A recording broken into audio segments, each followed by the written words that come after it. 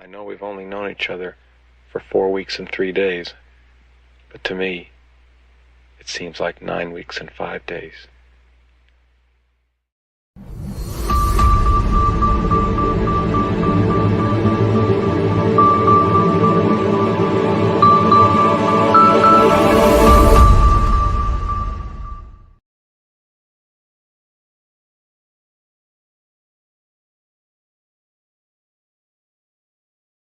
All right, all right, all right. Here we are. Welcome, all my garden enthusiasts and passionate plant people, to the Let's Get Growing show right here on the Urban Gardener channel. I'm Enoch. I'm your host today. We've got a really, really awesome show for you ahead today on Easter. Actually, it's Easter. Happy Easter, everybody. Thank you all so much for spending your holiday with me here today on the show. Also, we have joining with us here to answer all of your garden questions. It's actually the third week of the month. He's here usually on the second week. We switched around a little bit this month here. We had Gardener Scott on last week for his book, and this week we've got him for our Q&A. So we're gonna have a great show, great conversation with our good friend Gardener Scott coming up here just a little bit later on in the show.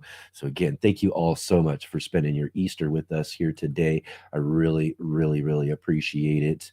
And if you can, real quick here at the top of the show, definitely click that thumbs up, hit the like button, as well as the subscribe, hit the bell notification to be notified of all of our upcoming videos and live streams, as well as share with all of your friends. Let them know about all of these great, awesome conversations we're having with some of the world's greatest garden communicators right here on the Let's Get Growing show. So share with all your friends.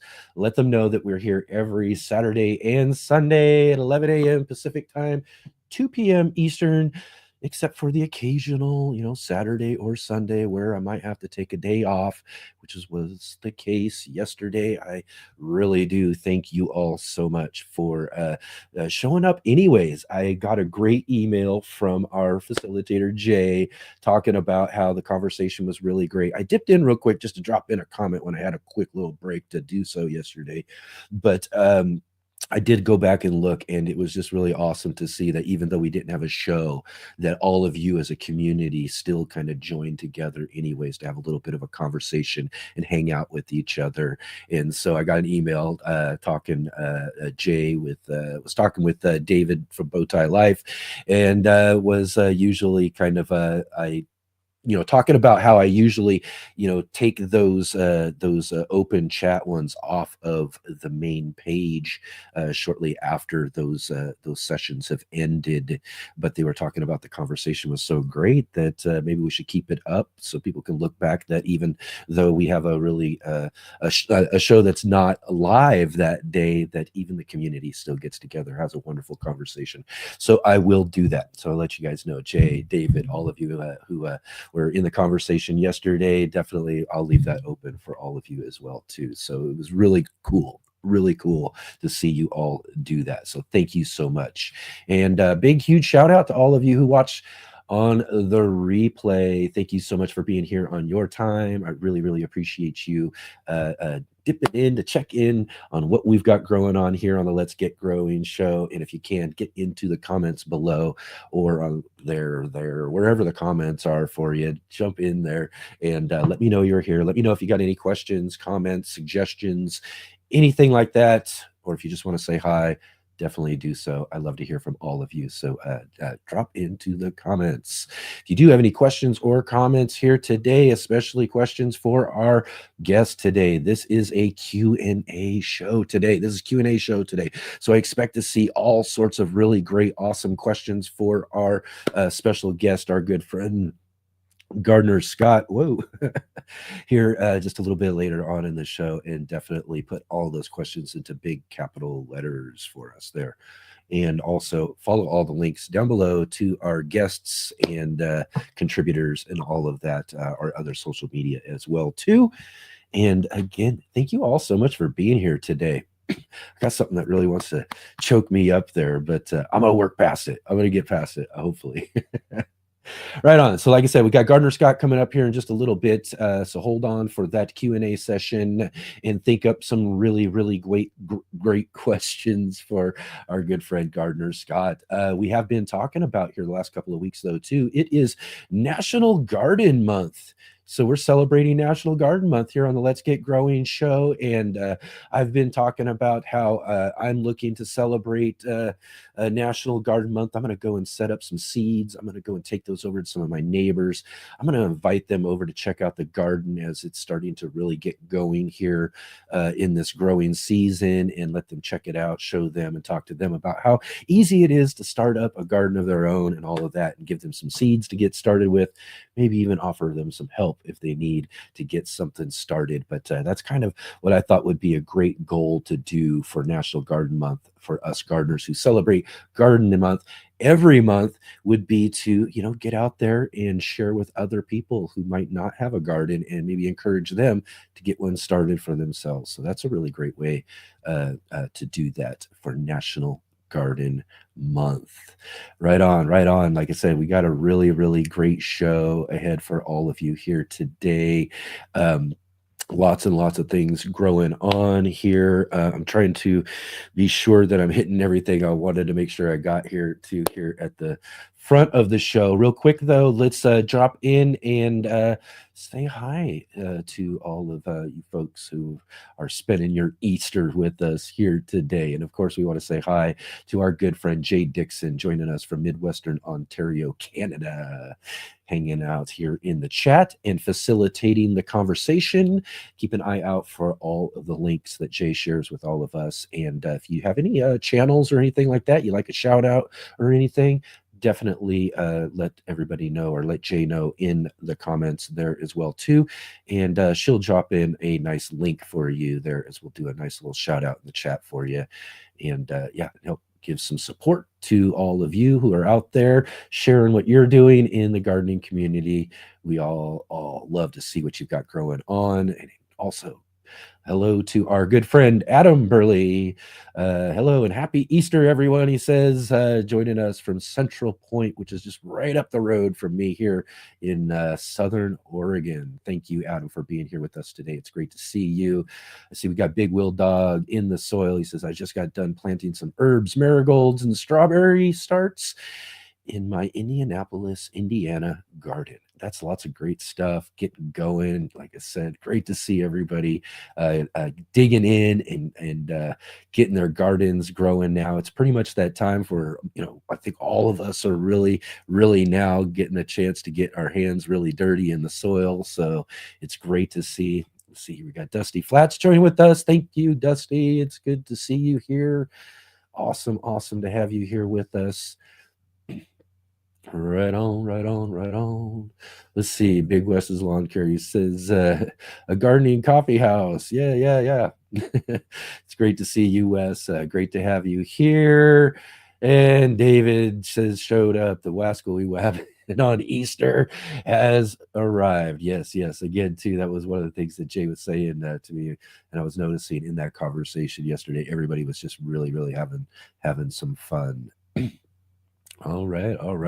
Oh, and Big Wildaw says, happy Easter. And today is actually his Dane Mix Pups River 4th birthday. All right. 4-year-old puppy.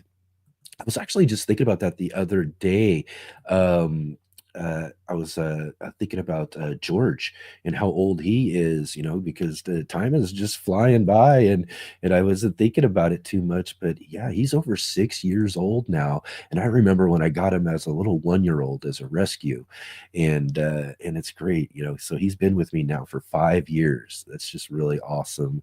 So it's kind of his 5th birthday with me, but 6th birthday overall. So he's starting to get a bit older too. So right on. Good to see you, Val. Thanks for joining with us here today. And let's see here. Big West's Lawn Care says, question before I forget, are any tomatoes I buy going to have dead seeds in them, or can I generally plant saved tomato seeds? Well, let's see here. A lot of tomatoes, depending on whether or not and how you're buying them. If you're getting some tomatoes from a farmer's market or something like that, where they might be growing maybe some heirloom varieties and some really, lots of those more open pollinated type of varieties, you might want to ask a grower. Other than that, you might run into a lot of hybrids or something like that.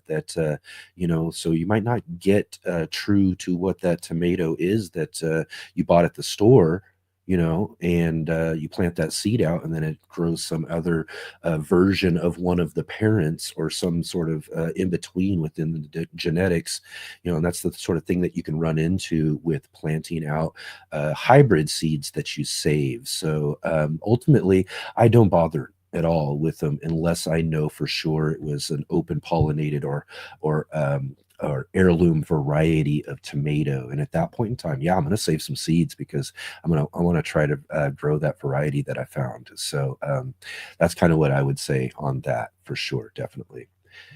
Yes, indeed. Right on. Thanks for the question, though, too. And again, what I'm going to do, though, real quick here is I'm going to actually mark that one there, Wes, and we will try to pop that back up and ask that back again, though, too. I gave you my opinion.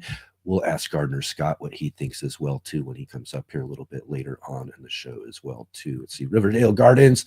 Thanks for joining us here. Awesome, everybody. It's so awesome to see you. Gardening with Des. Hello. Awesome. Good to see you all. Thank you so much for being here. I see Sherry's here with us. Thank you so much joining us from rural central Delaware. Awesome. Thank you very much for being here with us on Easter. It's really great to see you all. And again, we got to get moving along today. And it's Sunday, so we got to catch up with our good friend MBC in the garden. He's got some tool talk today.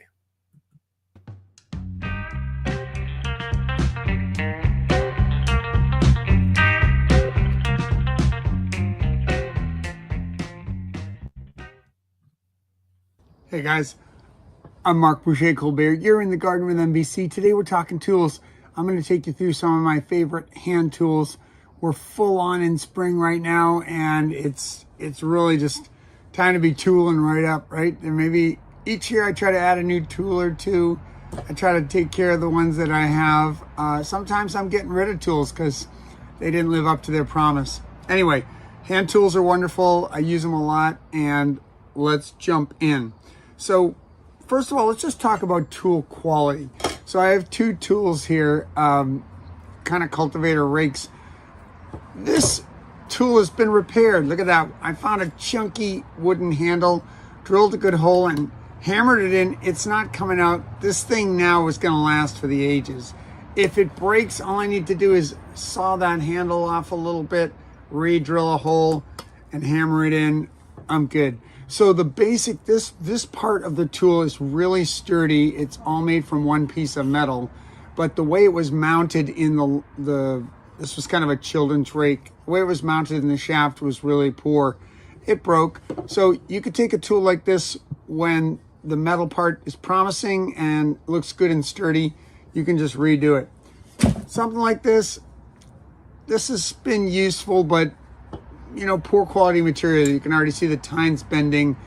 This is not going to have a tremendous lifespan. So again, in terms of price point, this is always going to be cheaper and look more attractive, but it's just not really going to do it for you in the long run. So, we're looking for long run sustainability. Here's an example of something what I mean by long run sustainability.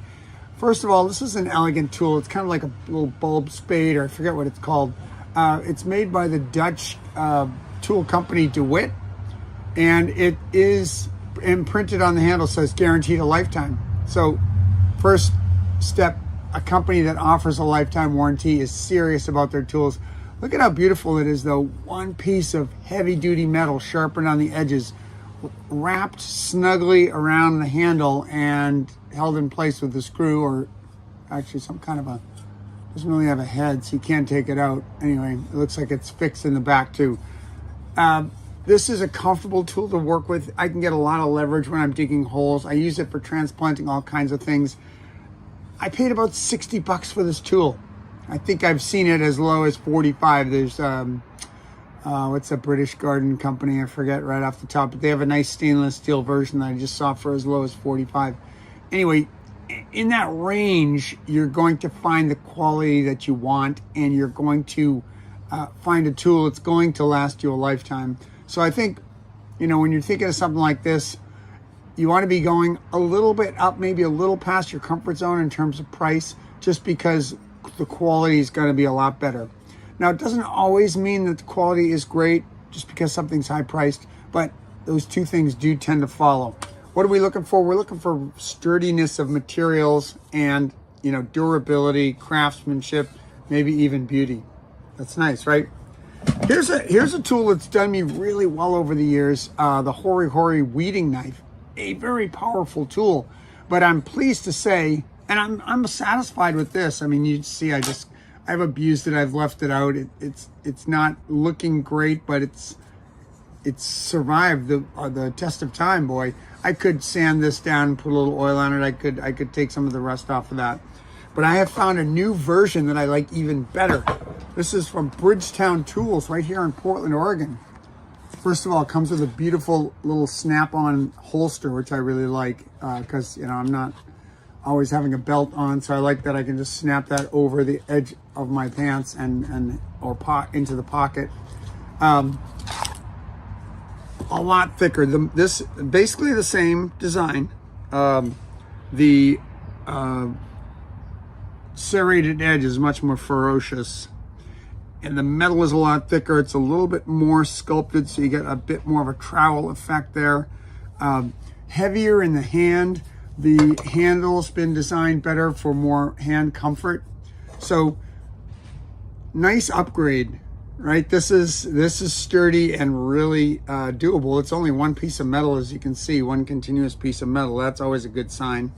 And this follows the same design. You can see the metal here extends all the way down to the bottom of the tool, though, and the handle wraps around it. Here I like the fact that there's, you know, you could see that you could remove these with an Allen wrench if you needed to.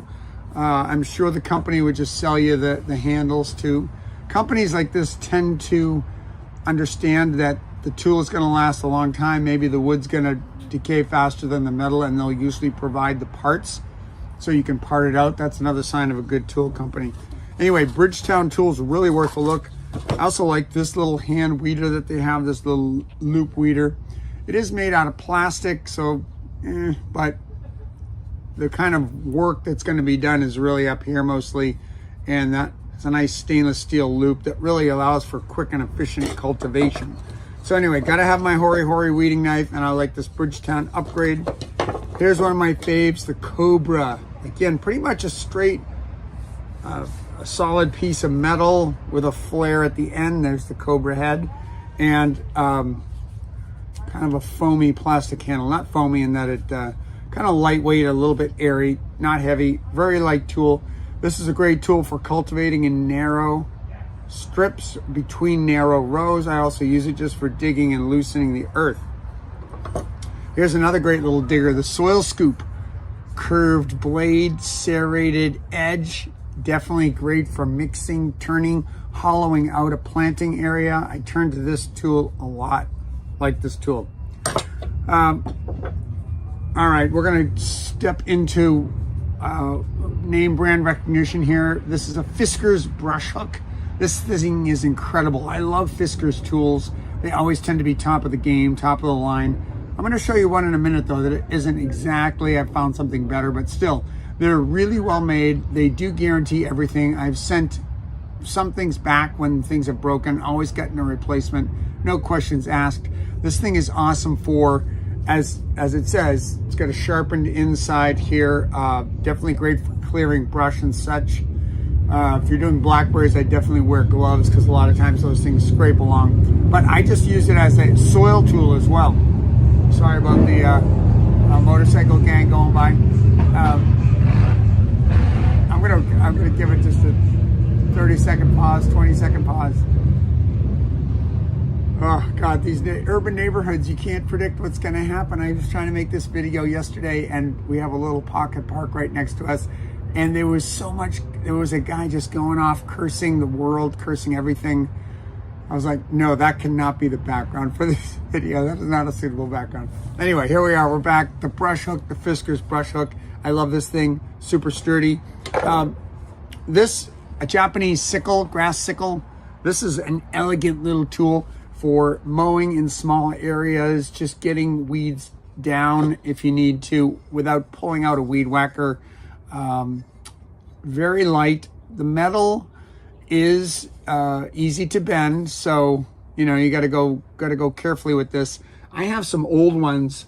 Well, here's a really rusty old one, and I'll use some of these old ones for actual weeding in the ground. I try to keep one really nice and useful for above ground, and then these inevitably get bends and such, and I just want to keep a few around just for other tasks that I don't really care if they bend or break. So this is kind of an annual replaced tool, and I just keep adding to it and keep all my old ones for other things. Here's 3 of my favorite weeding tools, and they all have slight variations. At least 2 of them are made in Japan. I think this one might be that Bridgetown tool. They have some kind of angled blade, and oftentimes the angle is very sharp, like this one's steep, or very flat, like this. And so they're all great. It's kind of a dragging tool where you scrape the soil surface and you get rid of weeds that way. This one, same thing, you're going right underneath. I also use them as digging tools. This one, Nijiri Gama, I think, is made with very durable, hard steel. So 1, it takes a good edge. 2, it's really good for digging and pulling. I like it as a jab planter. When you have some starts going in, like lettuces, boom, jab, pull, plant, jab, pull, plant. It's a great rhythm. Anyway, any of these, again, you're looking for the quality of metal. These 2 are really heavy duty. This one's a little bit more of a thin slicer, but I like all these hand tools. Let's see what else we got. Oh, we got a little basket to carry things in. This is something I just keep on my front porch, loaded with all my hand tools. It's an old harvest basket, but I use it for hand tools now. I do keep pencils, some markers in here as well, a little journal, some twine, various things that I might need around the garden, and I can just take this around. One of my favorite tools is this nursery marking pen. Note it's not a Sharpie. The nursery quality marking pens are better quality than a Sharpie. They last longer in the sun. And then I've got a series of wooden tags here. I also make a lot of these wooden tags out of lath that I sand down and or paint. So just having some tags and a marker, you really want to have this as part of your hand tool selection, because you want to be capturing knowledge as you go, writing date, writing what you planted, etc., etc. Keep a file with my hand tools. This is a rather big one, but this just helps reestablish an edge. A lot of times in the garden, I'm just doing it as I go, following the bevel of the tool, keeping an edge on it. This brush hook, I like to sharpen up every once in a while, follow the edge in there, because they'll get nicks, they'll get dings. You want to keep them in good working order. I got a set of shears here, really good for some harvest work and also for cutting string and things like that. Let's talk about tool sizing. Here's something interesting. So this is a standard Felco number 2 pruners. This is like one of the garden tools of the ages. Great tool, works really well. But I've recently become very enamored by this little Zenport hand pruner. It's quite a bit smaller. I actually got them at school for the kids. And this Felco will run you about 45 to 60. This was only $14. I got it for kid-size hands, but I find myself turning to it quite a bit. It is much easier to use. It is lighter. It's not made of the same, not quite as durable. They both look like they're made out of aluminum. The Felco just has thicker handles. It's not going to break. It does have all the replaceable parts. You can get the springs. I believe you can even get the blades, all that kind of stuff. I've seen kits to replace. So again, sign of a good tool where they not trying to sell you a new tool. They're trying to sell you the parts because they know the main tool is solid. But somehow this little Zenport pruner has become one of my faves because it just fits really well in the hand. I guess that illustrates one of the perils of buying tools and getting tools is you don't always know how it's going to go until you've tried it. So what I recommend for that is if you're at a friend's house, a gardening friend, ask them about their tools, check in, see what they got, and try them. Try some things with different common garden tasks and see how it feels. If they've got a particular kind of weeder you've never used, just get in there and use it a little bit. See if it's a good angle for your hand. See how the weight feels in your hand. Because those are the kind of things that are really going to determine, at least they do for me, whether I like a tool or not, whether I'm going to keep using it, or whether I buy it and then it gets kind of relegated to an old toolbox where I just never really go for it. I never choose that tool. Anyway, the size can really matter, and sometimes going down is just as good as going up, or even better. The other point is go to a garden show. You'll find a lot of tools on display there. People are really willing to allow you, especially with pruners and such, to try to use them and get a feel for it right there before you buy. Anyway, we know as gardeners our tools are our lifeblood, right? With these simple little hands, we can only do so much. Once we get into the dirt and start really getting in there, we need our tools. We need our cutting tools. We need our digging tools. We need our weeding tools. I love hand tools. To me, they're just fun to work with, fun to have. And I hope you get out there. I hope leave us a message about some of your favorite tools. And also just get out there and try something. Go to a friend's, go to a farm event, ask the farmer what they do. Just start getting curious about people's tools, and you'll be able to get some hands-on experience. Hope you're doing great. Hope you have a successful garden season so far. We'll see you next time in the Garden with MBC.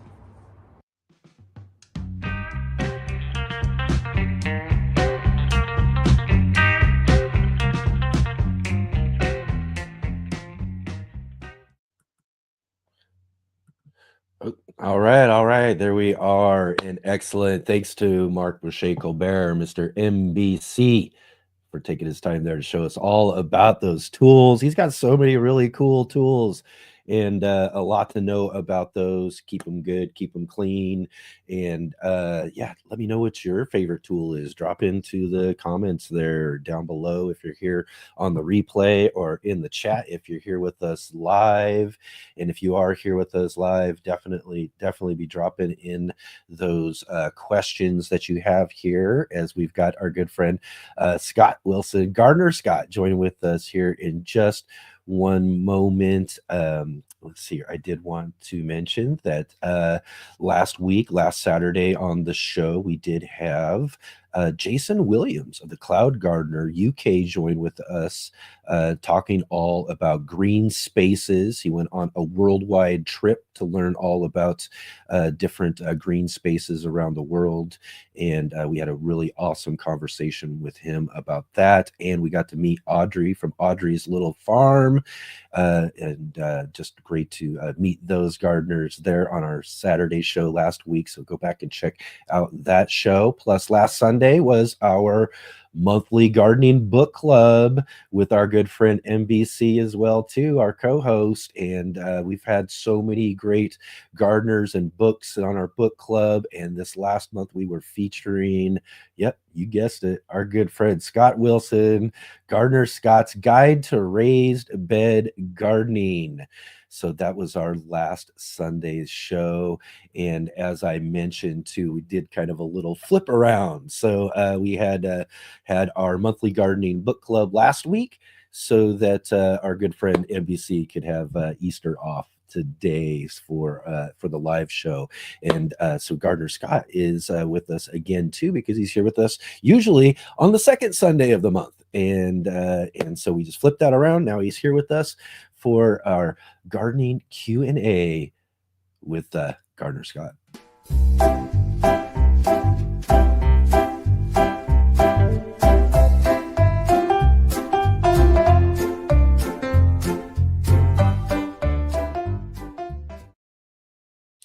All right. Let's welcome to the show our good friend, Gardner Scott, thank you so much for being here with us again. Second week in a row. How awesome 2 weeks for in a us. row. What a treat.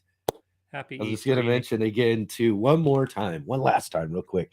Go and get yourself a copy of Gardner Scott's Guide to Raised Bed Gardening. Go back and check out our conversation all about this book. We really got into it. We had a really wonderful conversation with our good friend NBC as well, too, talking all about Guide to Raised Bed Gardening.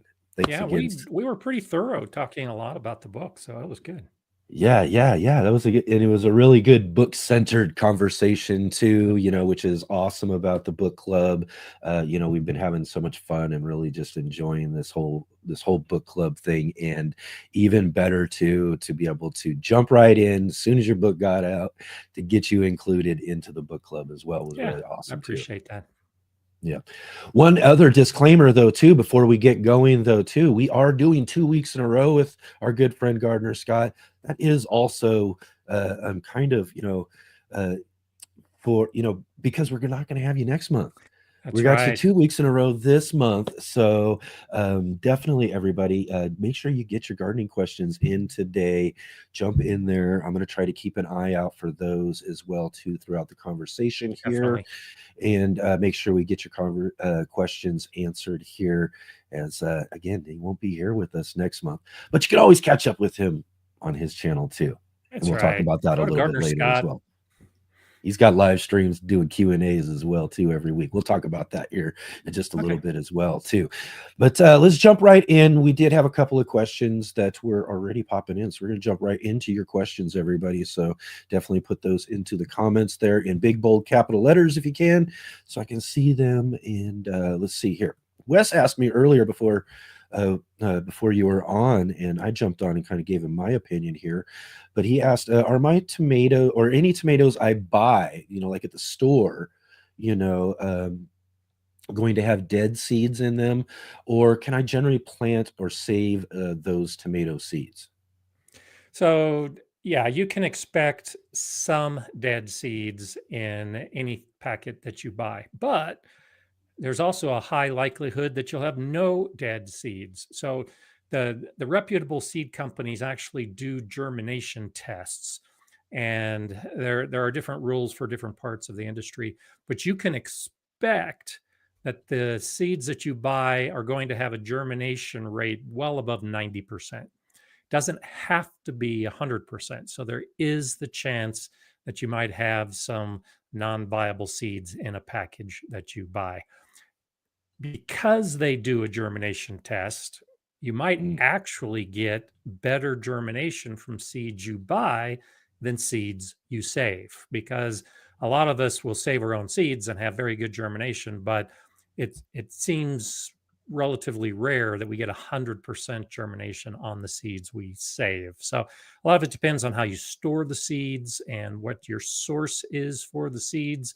But I would say do both. I buy some seeds and I save some seeds. So it all depends on what I've got time for and what's in the budget. Yeah. And how about tomatoes? Let's say I go to the store and I buy a tomato at the store and I bring it home. I cut it open. Can I save those seeds out of that tomato? Sure. You could save those seeds. Now, anytime we save seeds, you have to think about what it is you want to grow, why you're saving the seed in the first place. And so the seeds of the tomatoes that you buy at the store are probably going to give you a hybrid plant, because the tomatoes that are being used commercially in industrial agriculture are more than likely a hybrid plant of them, themselves, because they're growing that perfectly sized tomato that travels well and stores well, and they could care less about the taste of it. If you save one of those seeds, there's no telling what kind of tomato plant you're going to grow. Anytime you plant the seed from a hybrid, you're just kind of rolling the dice with the genetics of that particular tomato. So I encourage that you try to save the seeds from open pollinated plants, the type of plants that will produce true each generation. You already have stable genetics, and you might be able to find some of those in the store. I would tend to, if you want to try that, I would tend to move more toward the organic tomatoes because there might be a greater likelihood that the organic tomatoes are an open pollinated versus just the regular supermarket tomato, which is probably a hybrid. Yeah, yeah, that's kind of what I was saying earlier was that if I'm gonna, yeah, you could try it. You can test it out if it looks like a different type of variety or something than what you're used to seeing at the store or something. So maybe you might get lucky with some genetics in there or something like that. But for the most part, if I'm going to save seeds from a tomato I buy, it's probably going to be from the farmer's market where I can Good probably point. talk Yes. directly to who the person who grew it, understand whether it's open pollinated or a heirloom sort maybe that I can Absolutely. actually save seeds from, definitely. Yep. But you can also find heirlooms being sold at other general stores and markets as well too, and you might Yeah. try those as well, maybe. But yeah, the hybrid thing you're going to run into, and you just don't know what you're going to really end up with Yeah. sometimes. And then sometimes, like you said, you might get lucky. You might grow a new plant yeah, and it might be great, but you just don't know until you've gone through the whole season of growing the plant and then harvesting and then eating it.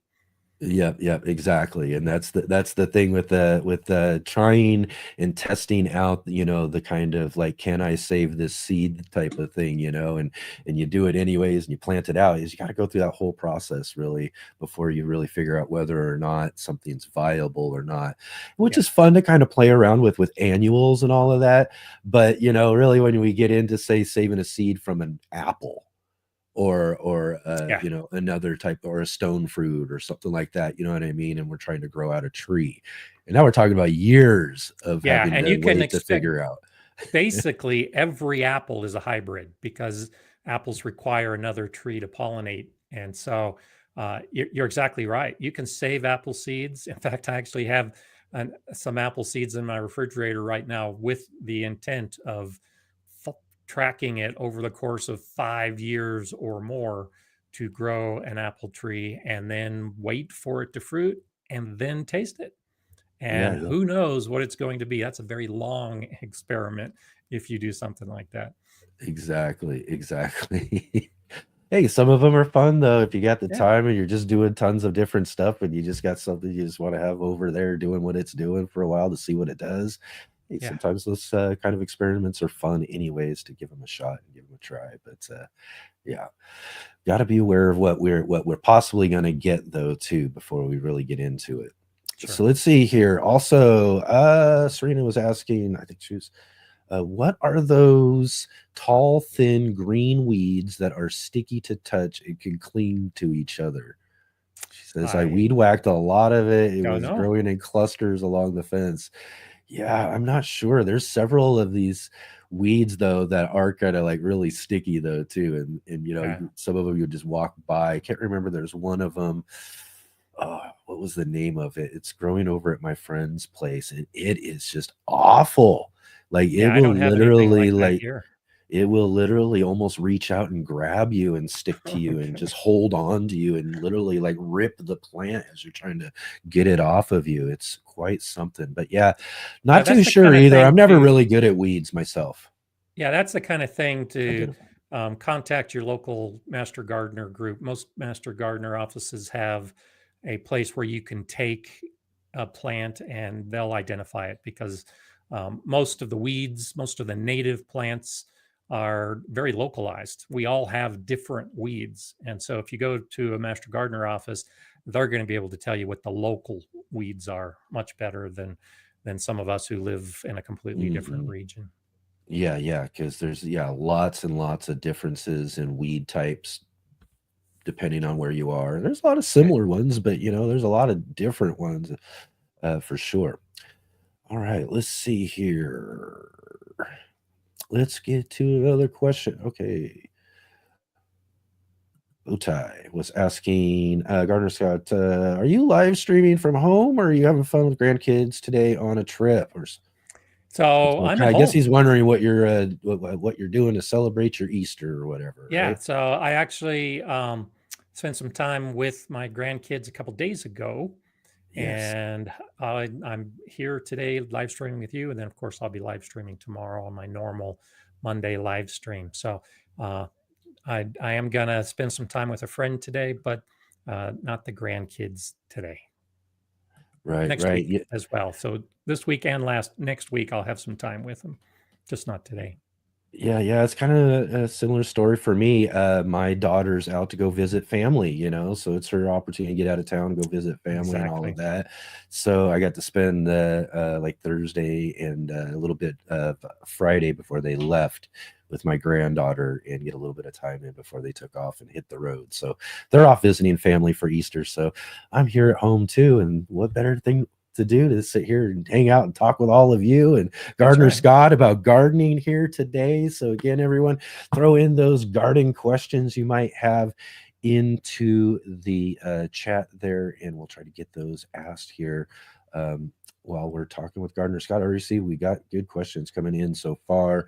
Sherry was asking, in a 30-inch tall raised bed, is it okay to use a good 8-inch or more cardboard on top of hardware cloth, like as a decent base, is what I think she's saying? So like on the base, so hardware cloth maybe to keep things from coming up into it, but then put some cardboard on Yeah, top of with a that, or 30-inch tall bed, you really don't need a barrier at the bottom. I mean, there are very few plants that if they're covered with 30 inches of soil, they'll still grow. Most of our weeds and any other plants and grasses, they're going to be smothered by 30 inches of soil. So unless you're trying to get rid of cardboard for some reason, you don't need it. Now, if when you're talking about 8 inches or more, maybe trying to read into the question a little bit. I talk about putting logs and branches and wood Mhm. chips and leaves at the base to fill up and create some organic material. And so yeah, because cardboard is a tree product, essentially you're achieving the same thing. So you could do it. I don't have as many concerns about cardboard as some other people do, as far as any chemicals that are used in the manufacture of it. And actually, I've seen some studies, a little bit of research that shows that the glue is actually a good food for earthworms. Earthworms actually will like the glue that is in most cardboard. I would stay away, of course, from printed cardboard, from the shiny sided cardboard that you might see in boxes that you buy at the store, because those inks could have some heavy metals and there could be some chemicals associated with it. But if it's just basic cardboard, and if you're using it instead of a wood filling at the bottom, then yeah, you could do it. I would probably shred it, because cardboard is a very durable Mhm. barrier. And I like having that open interface with the native soil and the raised bed. So if you have that much cardboard and you want to use it, I would say tear it into strips or put it into smaller pieces like you would wood chips. And you're essentially doing the same thing when you are Mhm. first filling the bed. Yeah, I think also she's saying too, like not worried about weeds, rodents. Okay. Yeah. So I the, would the say I hardware would say the cloth will hardware take care cloth. of the rodents. Yeah. Yeah, yeah, Yeah, yeah, the rodents will chew right through the cardboard. So the cardboard is not an effective barrier to the rodents. The hardware yeah, cloth is. yeah. So you're good with that there. And then again, too, you put a bunch of other things in there to fill it up and all of that, because that's a lot of space Yeah, there too. especially So 30 inches high. Try to save some of your hard-earned money by filling the bottom with what you have out in your landscape that will eventually decompose and benefit the soil. yeah, definitely. Excellent, excellent. Yeah, that's what I was going to say. Hardware cloth. Any kind of like, if would you suggest? I mean, I suppose a good even half inch, or a quarter inch. What kind of what Yeah, would you a lot of think it for kind of depends on a what kind of pest you have. So half-inch hardware cloth is usually enough for most of the burrowing animals we have. And so and that still allows earthworms and other soil life to crawl back and forth and burrow in between. So unless you've got a particularly small baby vole that might be able to fit in a space that small, half inch should be enough for any of the rabbits or the hedgehogs or the gophers or the moles or any of those type of animals that some of us have. Yeah. All right. And continuing on with our animal pests, Dusty Flats was asking any best vole trap tricks. Never dealt with them before, and they have to go. Yeah. I've you poor people that have to deal with this. I'm sorry. I mean, I hate to say it, but it's one of those things that I'm not having problems with in my garden, but I hear so much about it, and I just feel for you guys so much. You have to deal with the animals. You can treat a vole kind of like a mouse, and so they might be able to be controlled with mouse traps. But the difference is that a vole tends to burrow just beneath the surface. So, like if you have a wood chip mulch, for instance, the voles are going to be burrowing just beneath the wood chips, so they're difficult to see. Now, I've had snow covering my ground for weeks, and I actually went out this last week when we had a good stretch of warm weather, and I could see where the voles had been burrowing underneath the snow. And so what you're looking for is you're looking for that slightly raised tunnel. It's not like a gopher where they will take up a lot of soil and you can see the mound at the entrance to a gopher tunnel. The voles really don't have as clearly defined entrances and exits. So you kind of have to look for those slightly mounded burrows that are just underneath the soil surface. And if you can find those, then you might be able to track their nest. And that's where you could either put traps or just expose the area. And I've done that before, where once I figure out where the voles are, I just expose the area because they need to stay hidden. They want to stay hidden. So if you rake the mulch out of the way, they're going to go someplace else because they don't want to be captured by hawks or cats or anything else. So an effective way to get them to move someplace else is just to remove the leaves, the straw, the wood chips, whatever it is that is protecting them while they're burrowing. And then you can look into some of the traps that you might want to use if that's the approach you want to take. Excellent. Awesome. And let's see here. I see we got In Spirit join with us here today. Thanks for being here with us. Asks, how do I get rid of Asian ladybugs? Major infestation devastated my asparagus, and I see them all over, even though the garden's not planted yet. Yeah, the Asian ladybugs can be devastating. They're not like our typical ladybird beetles that, the spot pattern is different. Again, it gets back to the trapping. I'm not an advocate of using a pesticide whenever we have an insect pest because there's a greater likelihood. So anything that will kill an Asian ladybug is also going to kill the nice ladybugs that are going to deal with all your aphids and everything else. So trapping tends to work. I'm not exactly sure which color, and so you might be able to do a little deeper research into this.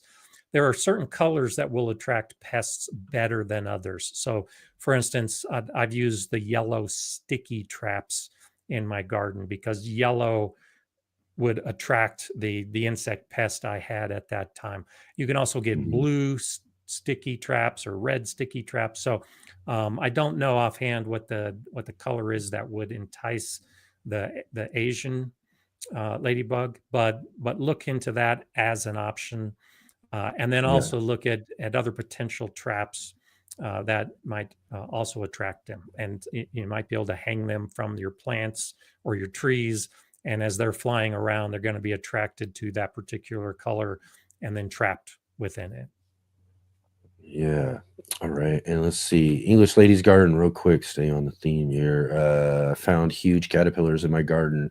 Big as my little finger. Any idea what they might be? Oh Yeah, my I gosh, mean, there's so many maybe there are so many of them. possibilities. You know, the tomato hornworm is the Is one it that good? is probably the biggest and If scariest it's for a lot of that people. big, right? Yeah, it's huge. It's actually bigger than your little finger. So there's so many. Uh, I couldn't just guess off the top of my head because a big moth or a big butterfly is going to have a big caterpillar. Hmm. And what you would need to do is you could kind of look at it a couple different ways. And there's a lot of nice programs out and some good websites that are designed for identifying something like a caterpillar, because you can look at the color, you can look at the size, you can look at the little horns on their head, and you know they're all going to have 6 feet, but you can actually look at the placement of the feet. And so just try to do a search for a caterpillar identification website, and then just enter in all the information, and they'll be able to tell you what kind of butterfly or moth that caterpillar belongs to. Yeah. Some of those hornworms can be pretty funky, especially the Yeah. big ones. They're pretty intimidating too. But yeah, they can be pretty devastating as well, huh? And they're so well camouflaged, you know, even those hornworms, which are big and thick, you don't see them. You know they're there, but you just can't see them. And then suddenly one day it peeks its head out and it's been eating your leaves. And you know, I had an infestation of the big caterpillars like that at the school greenhouse, and we spent days trying to find the caterpillars, and they just kept eating the leaves and kept eating the leaves. And finally, we discovered a couple of them on one plant. And so it takes a lot of a lot of effort. Black lights at night can actually work to go out and you shine a black light in your Oh garden yes, yeah. and see the caterpillar, and that way you can pluck them off the leaf. That's just fun to do. Get a black light. I have a couple of little mini ones I bought, and I go out there at night, and it's just interesting when you get out there with a black light and take a look at everything Yeah, for it's fun. sure. Bowtie Life in the Garden was actually mentioning too. Take a picture of it and go to Google image search, which is a really great, There you easy go. thing to Yep. do if you got a smartphone. Boom, boom, take a picture, throw it on the Google search thing. It'll show you and probably give you a good idea of that as Yeah, it's getting a well lot too. better. There used to be a lot of gaps in the Google image, but yeah, Mm. it's actually a very good one of those apps that I think is worth looking into. Yeah, and Sherry was saying, I get the bronchiolide wasps laying eggs on tomato Oh, that hornworm is caterpillars. so cool. I had that in my Isn't that garden interesting? probably almost 20 years ago.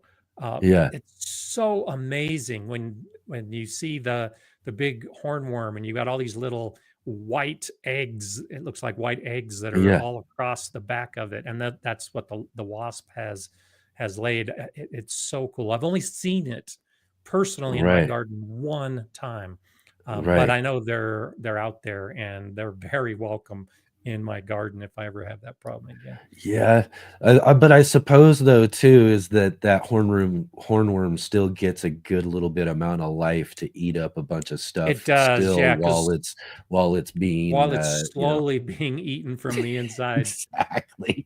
Yeah, because the wasp will lay the eggs, and then the eggs has to have to hatch, and then the larva eats the caterpillar from the inside out. And yeah, that takes some time. So the caterpillar is going to continue eating for a period of time until its internal organs no longer exist. Yeah. Hey, Tony. Tony's here. Awesome. Good to see you. Right on, everybody. And again, too, if you do have any questions for Gardner Scott, jump into our chat here. So far, we've got a good questions. I haven't even touched any of my stuff yet. So you guys are on it today. Thank you so much. And keep on bringing them. So let's see here. We've got let's see. Let's go back to Serena had one earlier. We had Mark on for his In the Garden segment today talking about Mhm. tools. And she was saying, I accidentally left my loppers outside one day and they got rained on. What is the best way to clean the rust off and sharpen them? Yeah, I I don't just know. use sandpaper, and I've also got files. So, you know, he had a much Yeah. bigger file, and so Yeah. uh, Yeah. for something like a lopper that might have a much thinner blade, I have some very small files that are specifically designed for hand tools. But start with some sandpaper to try to get the rust off, and then oil it and sharpen it, and you should be able to recover the tools without too much difficulty. You know, a lot of his Yeah, tools, like a lot of my tools, they get rusty over time, that's right. and as long as it's not, you know, a deep rust that is pitting the metal, I Hmm. often don't worry too much about it. I'll just wipe it off and allow the metal to be discolored, and then you just keep the edge sharp and the tool will still work. But if it is interfering with how the tool works, then that's when you want to take some effort with sandpaper and trying to clean it up as much as possible. All right, all right, excellent. Oh, let's see here. I wanna, let's get to this real quick. Texas Organic TV was, I guess the show day changed, not Monday. What? Oh no, Texas. I'm not. Just to let you know, Gardner Scott will be on Monday on his Yeah, channel. I'll Gardner be on Scott's here my own hanging out with show on us today. Monday. On yeah, Yeah, yeah. This is Enix's good old Sunday show, and I'll be on my own Monday show. So I absolutely. just am in multiple places this week Yeah, and yeah, last. that's right. That's right. We like to get Gardner Scott wherever we can get him too. So it's great to have him here with us for his monthly Q&A. And again, thank you everybody for all of your great questions that you're dropping into the chat there. We'll try to make sure we get to them all here. Let's see here. Big Will Dog was asking, have you had to deal with slight contamination? How did you remedy or recover the soil? Might have issues in my wife's flower bed due to bagged soil. So yeah, he's talking about bagged soil that she Yeah, bought. I've had a few issues over the years with something that I bought. Uh, eh, Trying to identify just exactly what kind of contamination it is. Now, if you are putting plants in that soil and the plants are dying, particularly the broadleaf plants, like if you're growing lettuce and the lettuce just isn't doing good, it could be an herbicide contamination. You know, the aminopyralids are kind of the poison of the day that a lot of commercial agriculture uses, and that could contaminate the soil. The nice thing, if it's that kind of contamination, is that the half life on those chemicals is pretty fast. And so, if you Mm. actually can narrow down what the herbicide is, and if you can go to the scientific literature, you'll see that the half life of many of those herbicides are 6 months, which means if you wait a year, essentially that herbicide is no longer contaminating the soil. So that's the approach I've taken in the past. If I suspected contamination, or if the plants just weren't doing great, I I don't like redoing everything. So I kind of err towards the most likely reason, and then I give it time. Mhm. So I'll let that bed lie fallow for a year. I'll Yeah. keep amending it because the soil microbes are so incredibly efficient at removing contaminants. And so not only will the chemicals have a fast half life, but the microbes in the soil will also dissipate whatever residue or whatever contamination there might be from a Mhm. bagged soil. So, by just enriching the soil with organic matter, still watering it, treating it as though plants were growing, you are really keeping the soil life active, and they'll take care of most problems that you would see from that type of contamination. Yeah, yeah. I do just kind of a general mix up and I'll grab some bag soils that are on sale in the fall, like after garden season, all that, you find some sales and all that. So I'll Yeah. get those and just add them to like what's just a general pile of soil that I have for container mixes and all that. And I'll mix them up then so Yeah. that they can kind of sit over winter time and just, you know what I mean? Just do whatever and take care of whatever. But again, like you said, some things could probably still persist, but giving it time to sit and work in with all the other organic material and add some stuff, compost and, make a nice good mix. And then I let it sit for the winter time. And it's usually works really great by the next spring or so when I'm getting to use it. And Tony has a good suggestion. You can still plant in that bed. There are a lot of plants. He mentions clover and mustard. Mustard is amazing at dealing with some of those issues. And so you could grow plants that will draw out some of those potential contaminants as well. Just to keep the soil life active and to keep the roots in the soil. Roots in soil is a good thing. And even if it's a plant you're not planning on harvesting, you can still benefit the soil. So yeah, that's a good tip, Tony. Yeah, definitely. And Serena was saying that she has a Miracle Grow garden soil that is 2 years old and still in the bag. When she opened it, had a slight stink and lots of Bermuda grass. Best treatment options. Yeah, the stink is probably because it was in the bag for 2 years. So you had the anaerobic bacteria that was breaking it down, and the anaerobic bacteria are going to stink.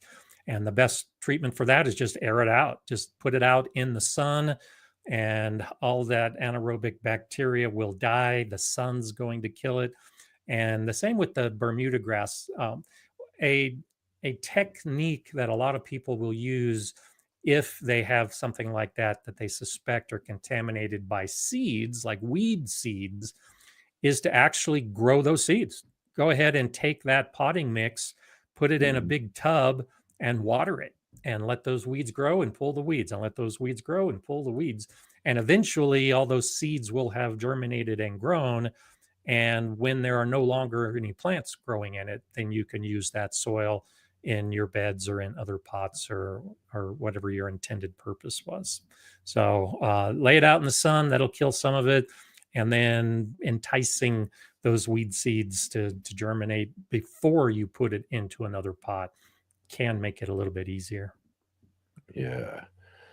Excellent. All right, everybody. Again, thanks for all the great questions. Keep them coming. Val was asking just a little bit ago, what kind of mosquito-eaten insect works best? I couldn't even go out the other day with any skin exposed. What are maybe some mosquito solutions? So there's a few things.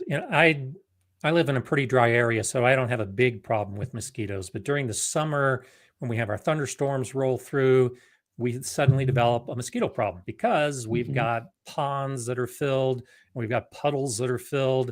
And so the first approach, and this is what I do in my garden, is to try to find out where the mosquito larva is growing and deal with it. And so you can buy little floating discs of BT, Bacillus thuringiensis, that are specifically designed for mosquitoes. And so if you have a bird feeder or a pond or some water source in your yard and garden, think about getting a BT pellet that you can put in that water, and that will kill the larva of the mosquito and not harm the birds or people or anything else. So that's one approach. But then it's just having the variety in your garden, having the diversity of plants, and it will attract a lot of those mosquito eaters. And because there are wasps that will eat mosquitoes, there are a lot of birds that will eat mosquitoes. And so having the bird houses and a bat house, bats are notorious how many mosquitoes they can eat. And so if you have a bat that might be local to your region, do a little research into it, and you might be able to build a bat house to actually attract not just the birds, but the bats to your garden as well. So those are the best kind of predators for the mosquitoes, are actually the animal predators rather than the insect predators. But it all comes down to the diversity in the garden and having a habitat that will attract those kind of mosquito predators. Yeah. Oh, mosquitoes can be terrible. I used to live in Alaska when I was younger, and they joke up in Alaska that the mosquito is the state bird, Yeah, and they're known to carry off young children. So you got to watch out. exactly. And I'll tell you though too is that you ever see, like, you see those swarms of birds when they're all grouped together. I can't remember what they call it. Yeah. They have a certain thing when they come together. Well, when you see mosquitoes do that sort of thing, they do the same thing where they float and they come A together swarm in, of mosquitoes is a pretty in scary thing. clouds, black clouds that just move in this way that looks like something just really ominous and creepy as it's moving towards you. And but yeah, mosquitoes can be a pretty awful to deal with for sure. Yeah. Which is why if you can eliminate their habitat while attracting the habitat of their predators, that really is the best way to attack it from both ends. And it's so easy. I mean, you can go to Amazon and find those mosquito pellets, or they're usually sold as like a disc because it floats on the surface. But Yeah. they're readily available, and they actually work pretty well during those times of year. That's what I Yeah. do in my water features. Is I just have that little, and you don't need the whole disc. So it's like a donut sized disc, but you can break it into little individual pieces, and they'll still float and they'll still kill the larva. So it's so easy to deal with it, and then that will greatly reduce the mosquito problem. Should. Yeah. Let's see here. Bowtie was telling us it's murmurations. That's what that is. There you Let's see go. that. Murmuration. Yeah. Where they all are moving as though they're a single organism. It's just crazy to see. We get a lot of course, like a lot of the smaller birds that gather, like starlings and those sort of things that do a lot of that, and how they split apart from each other and come back to each other and just do that whole thing they do. It's just, it's amazing how their minds can all kind of just come together like that and do that. It's really interesting. All right, let's see here. Next question. Serena was asking earlier, what exactly is green sand used for? So green sand is used primarily in the garden as a source of potassium. So it's a mineral. It's mined. I think New Jersey is actually where they do most of the green sand mining in the United States now. I think they used to do some of it in Montana, but I think it's New Jersey. And it's just a mineral that is a potassium source. Now, it's not going to be like Miracle Grow where you put some green sand and you immediately have that potassium available. It takes a lot of time, but potassium tends to lock in the soil. It doesn't move through the soil like nitrogen does. So when you use green sand and you mix it into the soil, you're incorporating that potassium source throughout the soil. And that's generally how it's used as an amendment for a long-term potassium source. Yeah, excellent. And Bowtie was asking, Gardner Scott, how long till your garden looks like your background image again?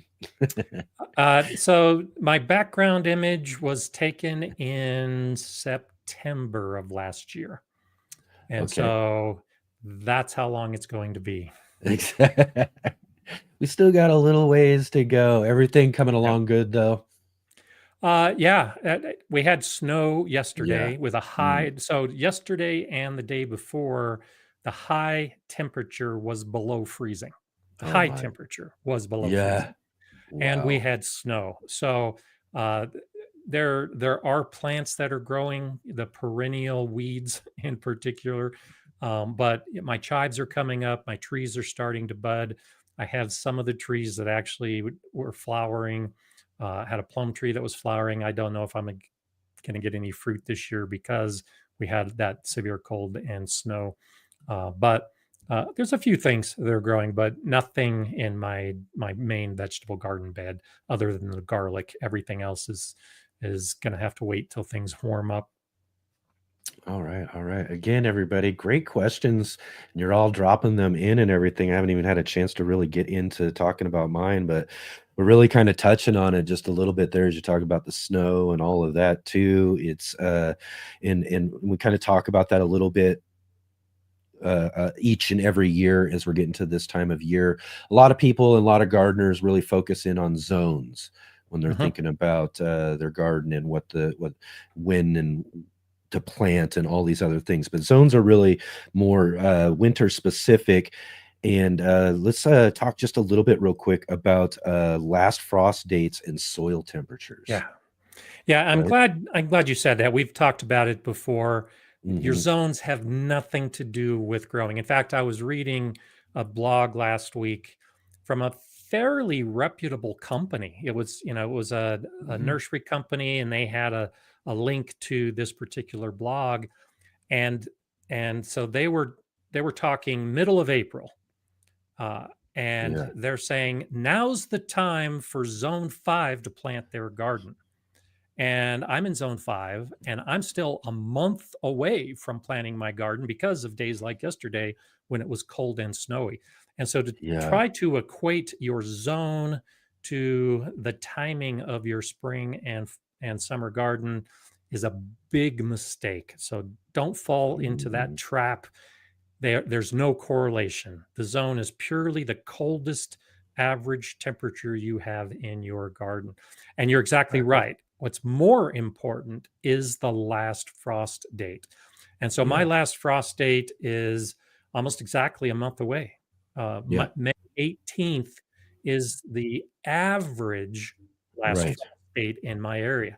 And Which so when still you look means it could happen later too, right? exactly. And so when we talk about the average last frost date, Mhm. that means that half of the time the frost will come after that date, and Yep. half of the time the frost will be done, not come again before that date. And so here in my part of Colorado, we've had snow in June. We've had freezing Mhm. weather in June, weeks after Mhm. the last frost date. And so if Yep. you really want to get into it, and you can find these numbers at the National Weather Service site for your specific area, there you can look at a 10% date, a 50% date, and a 90% date. And so Yeah. I think my 10% date is like May 2nd. And so as of May 2nd, there's a 10% chance that my frost is done. I Right. won't have any more frost. Yep. And I think my 90% date is like June 1st. And so on June 1st, there's a 90% chance that all danger of frost is past. And Yep. so we look at the average frost date, and I like to say that that should be used as a planning date and not a Mhm. planting date Yep. because it's just an average. And depending on what you're growing in your garden, look at the seed packet, look at the information that is all over the web, and it will give you guidelines Yep. of how to start and when to start your seeds indoors based on that last frost date, and when to put your seeds outdoors based on that average last frost date. But be flexible. My last Mhm. frost date is May 18th. I give myself a 2-week buffer Yeah. because I never know when another frost is coming. So I Mhm. use that 90% date, which gives me a 2-week buffer. And I'm not putting my tomatoes and my peppers and my eggplant and my squash and my melons. None of those are going in my garden until the first week of June, two Right. weeks after my average last frost date.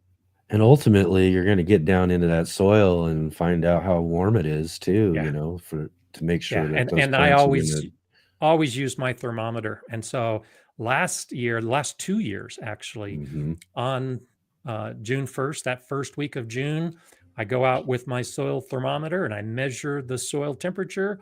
And if it's not warm enough, I'm not planting. And so the Yeah. last 2 years, it was the second or third week of June before I was putting plants in the ground. Yeah. Excellent, excellent questions, everybody. Let's see here. Jay asked earlier, any special changes I should make for soil in my window boxes that dry out easily? Yeah, look at the ratio, Jay, that you have of. I'm guessing you use peat moss, but you can do the same thing if you're using the coco coir. you want something that can retain the moisture in that mix. And so Mhm. a lot of the commercial mixes that we buy might have 20%, maybe 30% of peat moss. When I am growing in something like a window box or a small container, I might increase it closer to 40 or 50% peat moss.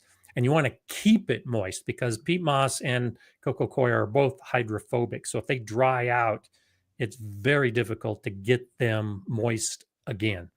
So use a higher quantity of something that will hold on to the moisture, and then make sure you keep the window box moist so that it doesn't dry out.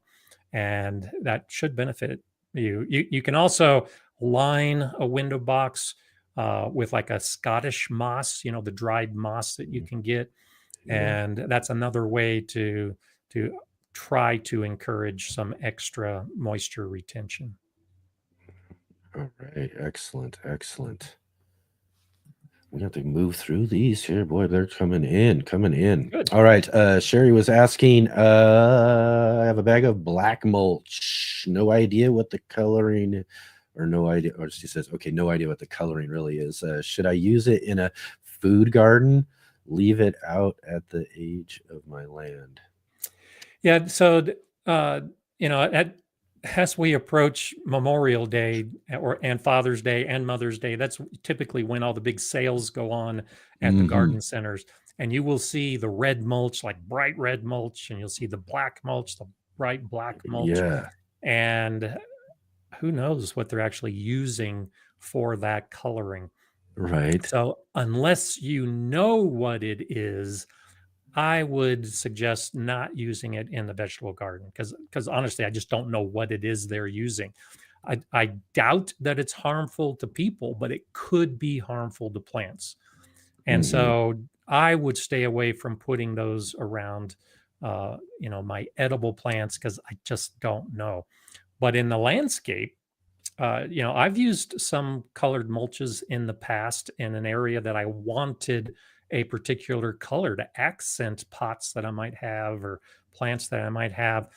The nice thing, relatively speaking, is those colors fade pretty quickly. And so by the end of a season, it's not going to be black anymore or it's not going to be red anymore. And so that's an option, is to put it in an out of the way place until the coloring dissipates, and then you could move it into an area around plants that you might be concerned about. Yeah, that's a good way to go about that for sure. You just never know. And let's see here. We got I would try that name, but I'll let it be math. I Gardner was looking Scott. at the question.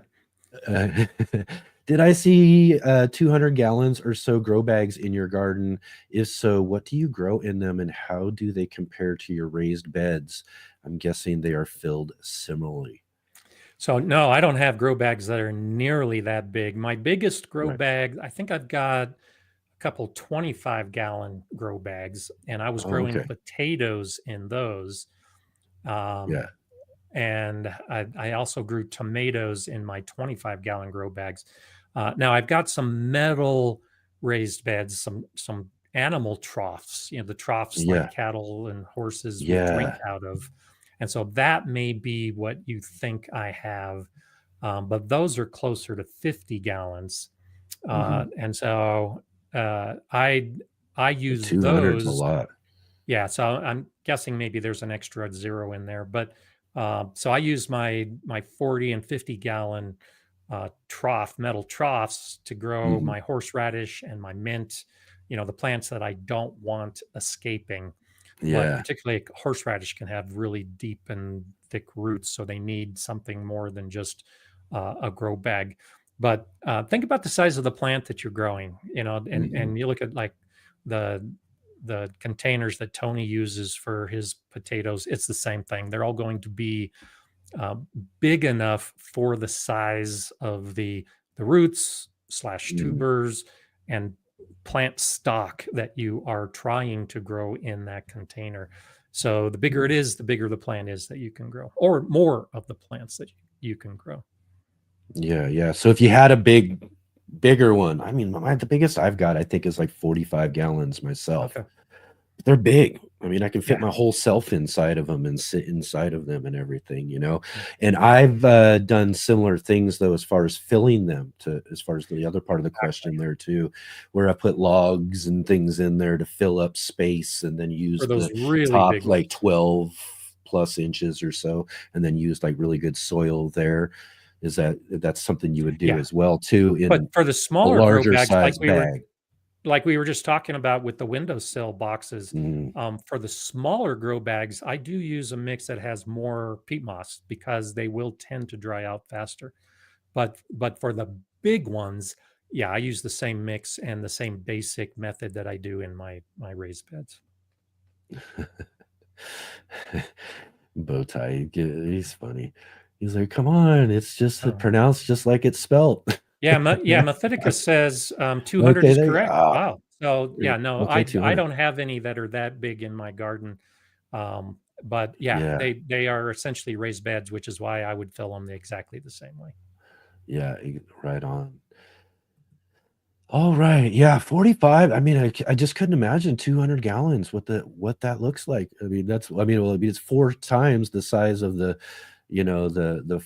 or a little more than even the Oh 45 yeah, gallon ones that I have. So I've that's got big. three 55-gallon barrels in my greenhouse, which takes up most of the wall. So if I had four Wow. of those, it's essentially the size of a raised bed, a tall raised bed.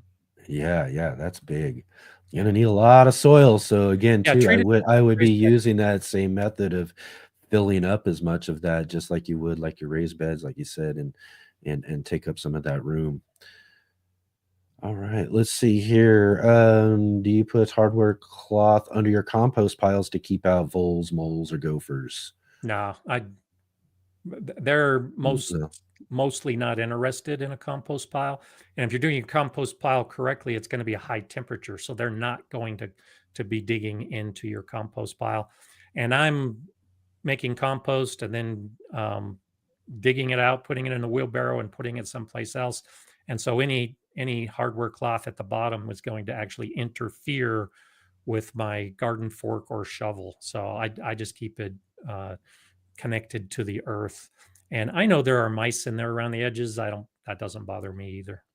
Mm-hmm. Okay. I've got Big will. dogs that actually like to go around my compost pile to get the mice. So that helps. Oh yeah, exactly. The dogs help out big time on that. Question: wouldn't things like leaf mold and homemade compost likely be enough potassium and phosphorus? Yes, probably. A lot of it depends on what you're using. So I think I talked to my live stream last year a little bit about cardboard. So when you are using something like cardboard and newspaper as your brown material in a compost pile, there's not a lot of nutrients there. And so whatever you're making, it's going to reflect the ingredients. So like if you're using leaves from trees in your leaf mold, then you should have a pretty good blend of minerals and you should have a pretty good mix, not so much the nitrogen, but the phosphorus and potassium. So, yeah, leaf mold can be a good source for that. The compost, it all comes down to what ingredients you're using. And it's going to be a Mm-hmm. little bit higher on the nitrogen side. So, if you're using both compost and leaf mold, it should give you a pretty good balance of the big three macronutrients, assuming that you're using the materials from different plants. You know, if you're using all the same thing, it might be limited. But if your compost pile is banana peels and coffee grounds and grass clippings and rotten tomatoes and whatever else you've got, then yeah, you should have a pretty good blend. Excellent, excellent. I am Human Jake says thoughts on using mushrooms to compost leaves or wood chips. Yeah, great idea. So you're not actually using the mushrooms. You're using the fungus. And so Yeah. the big difference between a compost pile and a leaf mold pile is how it's broken down because of the lignin and all of the other structural ingredients of a leaf. It requires a different type of microbe to break it down. And so that's where the fungus comes in. The fungus is the primary thing that's going to be breaking down the leaf and the stems and what you're using in a leaf mold pile. And the mushrooms are just the fruit of the fungus. So when I make leaf mold, I rarely see the mushrooms because the fungus is there, it's doing its job, but it's decomposing the leaves, and I'm using the leaf mold before the fungus has become mature enough that it's fruiting and sending up the mushrooms. And so the point where you might see the mushrooms is a good indicator that that leaf mold is probably mature enough and definitely ready to use. All right, all right. Serena asked, what is kelp meal used for, and when should I apply it or mix it in? Yeah, so it depends on your soil. You know, we've talked about this a lot, Serena, that if you've got good soil, you don't need kelp meal. It's used as a fertilizer. And it's got a number of different nutrients in it. Tends to be a little bit higher on the nitrogen side, but it's got iron. It often has sulfur. There's magnesium. There's all kinds of things that are often associated with kelp meal. And so if your soil is healthy, you probably don't need any of that. Look at the bag. It'll tell you when you should apply it generally in the directions, and treat it like you would any other soil amendment. And if you're amending your soil in fall, then put it in fall. And if you're amending your soil in spring, then put it in spring. It's going to take a while. Again, it's not like one of those quick release fertilizers. It's going to take time to break down and for those nutrients to be released. So you need to work it in the soil months before you actually want any of those nutrients that are in the kelp. All right, excellent. And on the so mushrooms you buy at the store can go into a compost? Sure, yeah. And Yeah. and you might actually end up inoculating the compost with some of those fungal spores. The thing about the fungal spores is that they can often handle a lot of abuse and a lot of heat.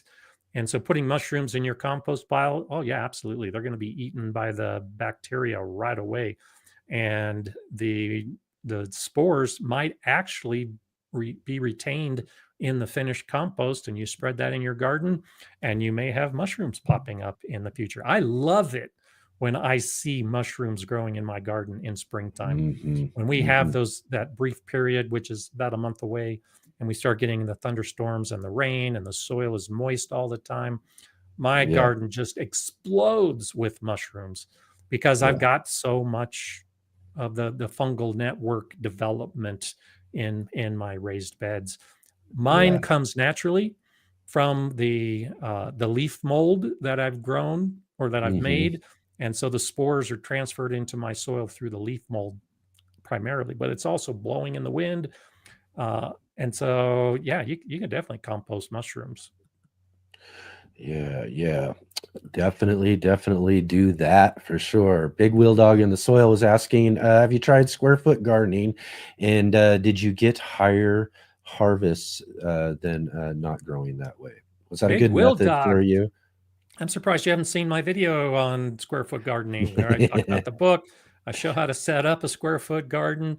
And then, Yeah. yeah, over the years, I've got videos where I show the grids and I talk a little bit about square foot gardening. So of course I've tried it. I try everything. If it's new on the block, I try it.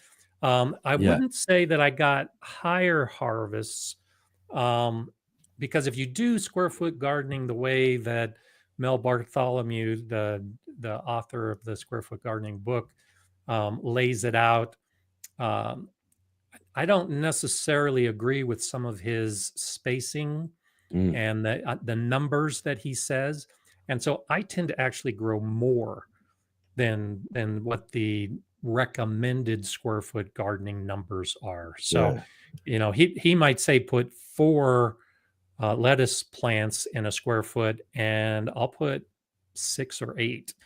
Mhm. And I think he will say like to do 9 beets in a square foot, and I'll tend to do 12. So Right. it, in practice, I grow more using my modified square foot gardening planting.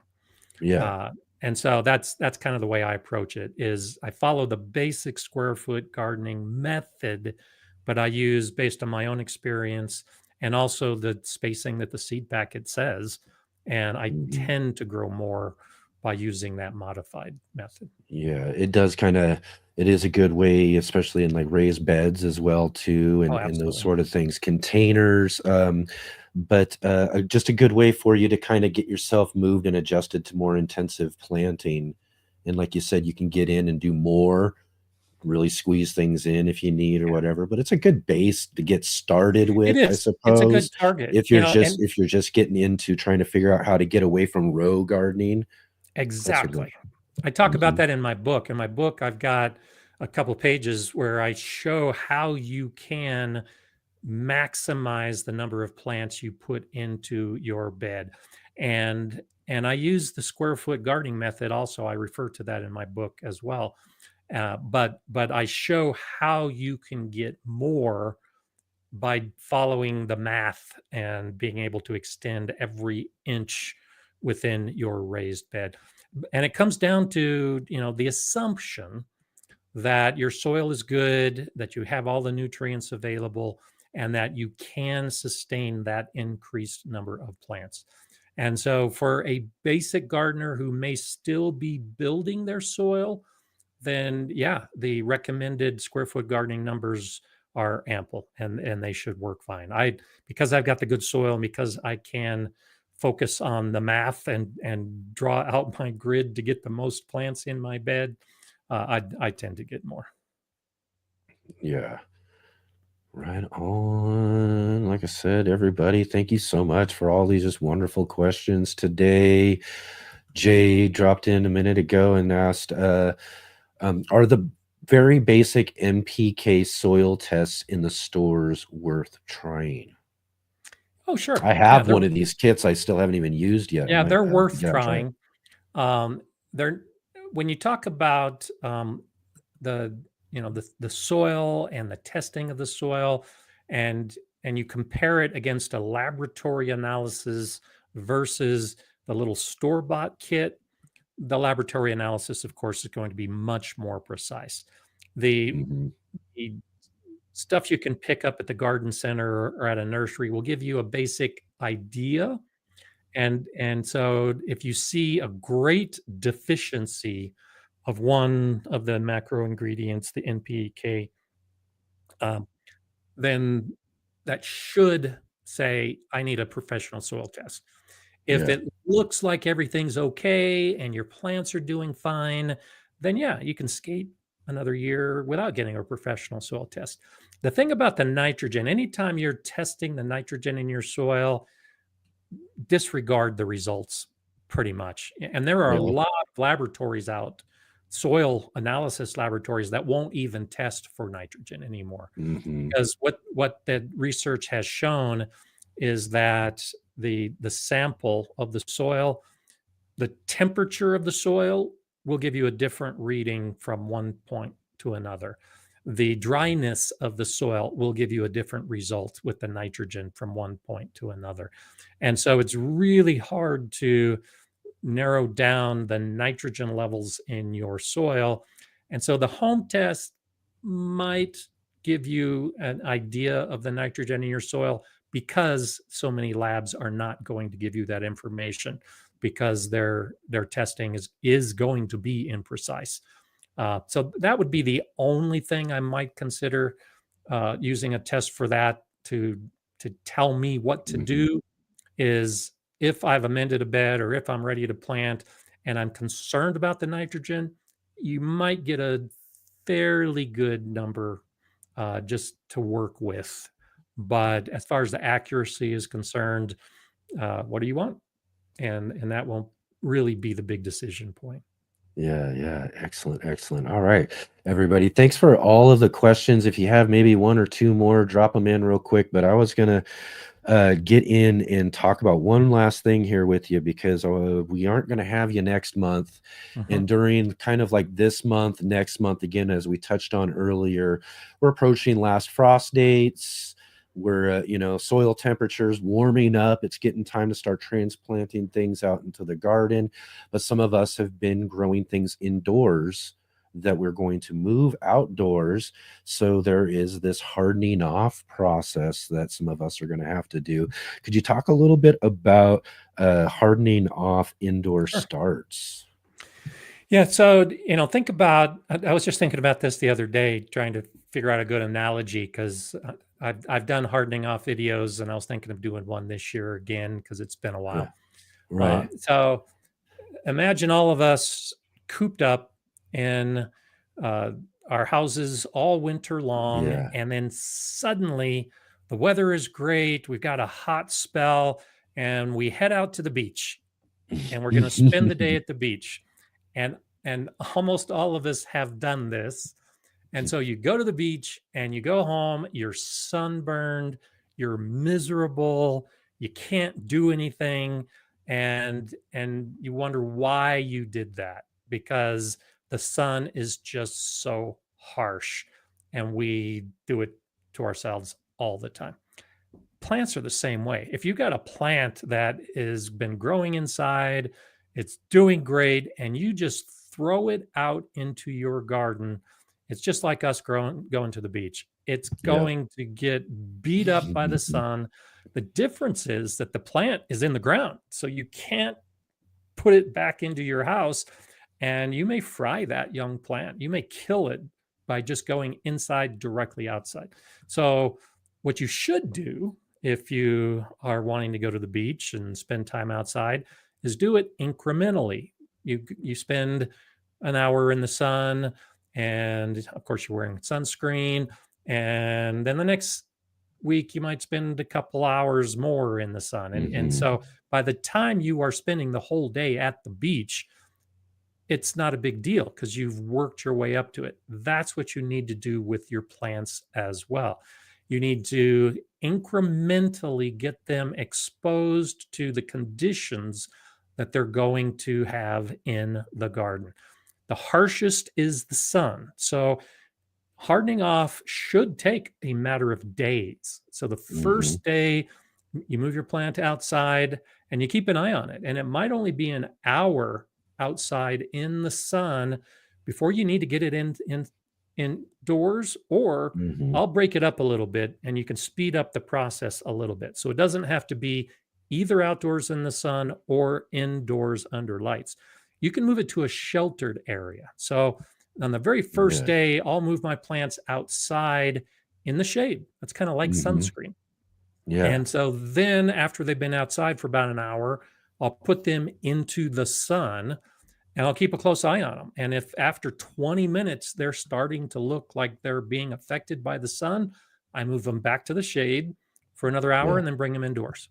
And then on the second day, you do the same thing, but you extend the amount of time that they are exposed to those outdoor conditions. And so by the end of 5 or 7 days, the plant can now be exposed to a full day of sun and wind and outdoor conditions. And I kind of treat the last 2 days as a training opportunity for the plant. I'll have the plant outside for a 24-hour period before I put it into the ground. So I'm not only exposing it to the heat of the sun, but I'm also exposing it to some cooler conditions at night. That's what I was going to ask. Yeah. You got to also kind of get them used to a little cooler nights as well. Exactly. Think about how you're growing your tomatoes and peppers indoors. They're probably not being exposed to conditions that are less than 65 degrees Fahrenheit inside your house. And now you put them outdoors and they're being exposed to 45 or 50 degree temperatures. They need to get used to that as well. And so that's all part of the hardening off. And then after about a week or so, you plant them. And so that very last day, I put the pot out in the spot that I'm going to Yeah. plant that plant. And when I transplant it, I put it with the same orientation towards the sun, and I've had great success.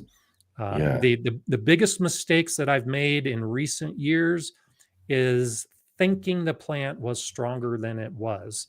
And Mhm. that's usually on the first day where I put the plant out Yeah. and I'm thinking, well, it's a little bit overcast. I'll keep these plants out for 2 hours.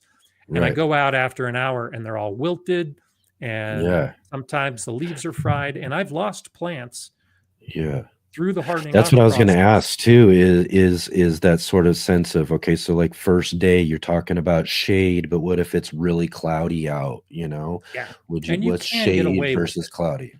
Yeah. Yeah, cloudy is similar to shade, but there's still the UV radiation that's coming down on those Hmm. plants. So the UV rays are going to affect the plant, even if the sun isn't shining harshly. So Yeah. the shade it is blocked sunlight, and so that's why it's kind of a combination of the two. Yeah. And Serena was asking here too on the idea of hardening off. What is a windbreak, and how do you make one to protect young seedlings from wind while hardening off? So a windbreak is something that blocks the wind. Yeah. It's as simple as that. So you can use a cardboard box, you can use big rocks, you can use A fence. fences, you can use anything that's going to break the force of the wind. Will act as a windbreak. So it depends on how many plants you're trying to protect. One of the things I use as a windbreak is my greenhouse. If I've got a really windy day, but I want to harden off my plants, I'll put them in my greenhouse, and Yeah. that still gives them exposure to the sun, but they're not getting the exposure to the wind. So anything that blocks the wind can be a windbreak. Excellent, excellent. All right, let's drop through these real quick here. Mara Lemons asked, just turned my compost. It smells so wonderful, but I was still thinking about testing it just to see. Do you recommend that? It depends on how you're going to use the compost and why Hmm. you would want to test it. So if you just turned it and it's cooking, then you really shouldn't be adding any new ingredients to it. Anytime you add new organic material to a compost pile, it's going to slow down the process, and you're essentially starting over with all that new material that's in the compost pile. So if it's already actively decomposing and you're turning it to get that oxygen in there and to keep the heat levels up, uh, test the temperature to make sure the temperature is going great. If you want to use that rough compost as a mulch, and you Hmm. want to see if there's nitrogen and phosphorus, potassium and calcium and magnesium and whatever else you are concerned about that you might have deficiencies in your soil, yeah, by all means, test it, Yeah.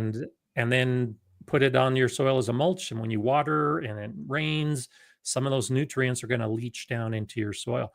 If you are wondering about the nutrients of the compost that is a finished compost, then Yeah. testing it halfway through really doesn't tell you much. Yeah. Some of those nutrients are going to be lost through their gaseous form. So, for instance, nitrogen levels in a young pile are generally going to be higher than the nitrogen in an old mature pile, because some of that nitrogen will escape into the atmosphere as a gas. And so you have to ask yourself why you want to test it, and how you Yeah. use it is a big reason. Yeah. Mara Lemons was asking, do you harden off your onions before planting out? I do. I do. Yeah.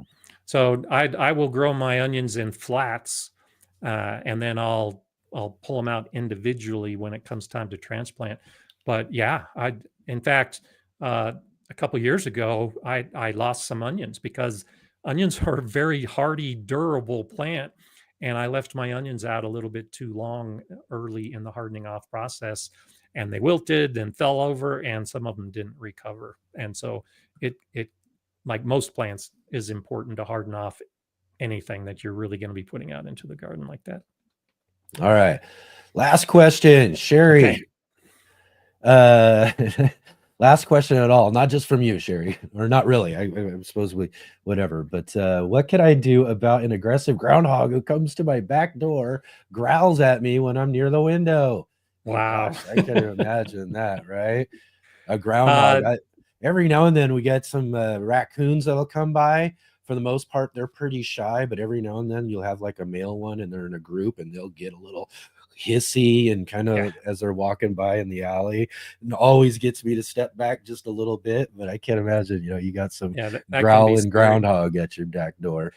So one of the most effective things I have found for those aggressive pests is to give them someplace else to go.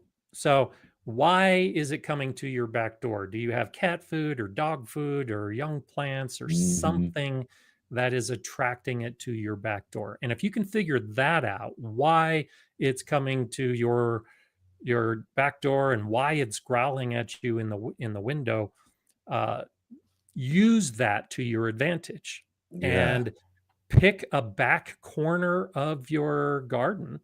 And so, you'll often see this with raccoons in particular. You talked about raccoons, but it holds true for most animal pests. If you feed your dogs outside and you've got your dog bowl outside, the raccoons are going to come and eat your dog food. It's as simple as that. And so you're going to have raccoons at your back porch. If you choose that remote spot and now put a bowl of dog food or whatever it is you think might be attracting the groundhog, it's more likely to go to that other remote spot than to come to your back door. So if you can, it's like we were talking about with the mosquitoes. If you can eliminate their habitat, the reason why they're a problem in the first place, that is an important step in getting rid of that pest.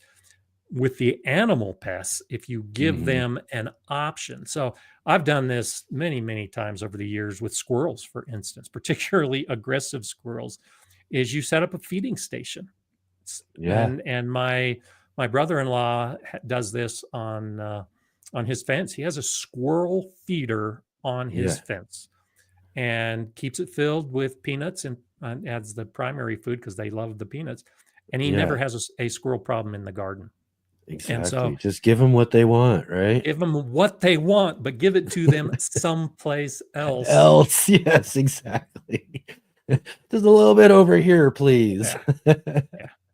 Exactly. Well, right on. Again, everybody, thank you so much for all of your awesome questions today. What a great conversation here with Gardener Scott. Scott, thank you so much for being here. Just some real quick mention.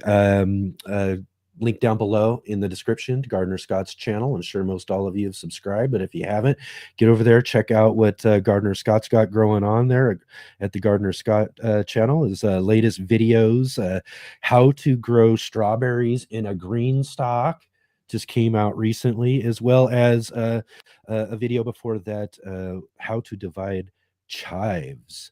I was going to ask you real quick though too. That made me think though too about like other plants. Say I'm getting like these little plant starts right now. People are, out shopping at the nurseries and stuff, and they get these little starts, and they've got multiple little plants in them. Do you think it's a good idea to divide them, or is the root disturbance too much? Maybe you should just cut them and keep one. I often divide them. In fact, when I buy tomatoes at the nursery, I look for the pots that have 2 or 3 tomato plants in them, and then I divide them out. And that holds true with most plants that can be divided. Buy them in a slightly bigger pot and then divide them and plant the divisions wherever you want them to go. Now, that being said, the clump of plants, you have to think about why it is you have that plant in the first place. And so there are some of these plants that take a while to get established. So if you're buying a potted daylily, for instance, you might have 3 or 4 daylilies coming out of that group. I would just go ahead and plant the whole pot and then wait a year or 2 to divide those daylilies. I'm working on a video that may be coming out in the next couple of weeks about dividing my daylilies with that thought in mind. And so if you divide them and you're left with a very small plant, you might not want to divide it. But if you can divide it and still have a good size clump, then I think it's often worth dividing. Yeah. There's ones though too for me though, like say cucurbits.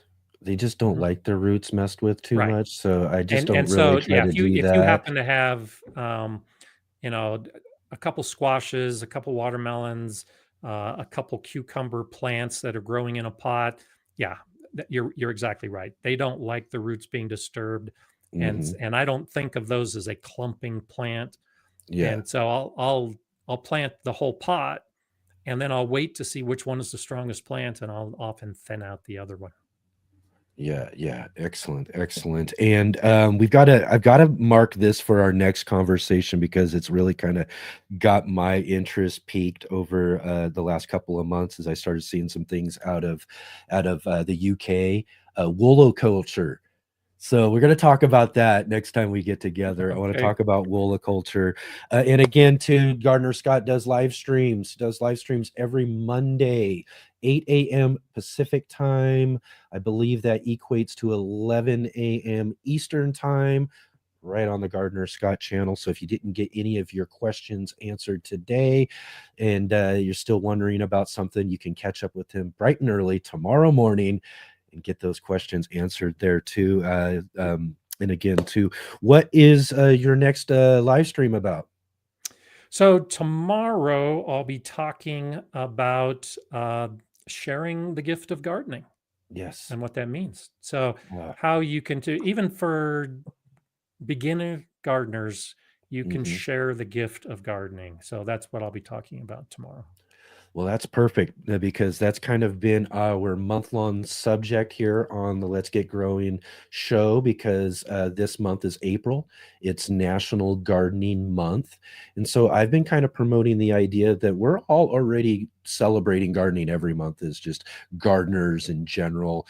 So I thought maybe it would be kind of a good idea to use April National Gardening Month as a way to kind of promote gardening as gardeners to others. Exactly. And one of my ideas was I'm going to get some seeds that I have for a couple of plants that I like to grow each and every year. I save seeds from.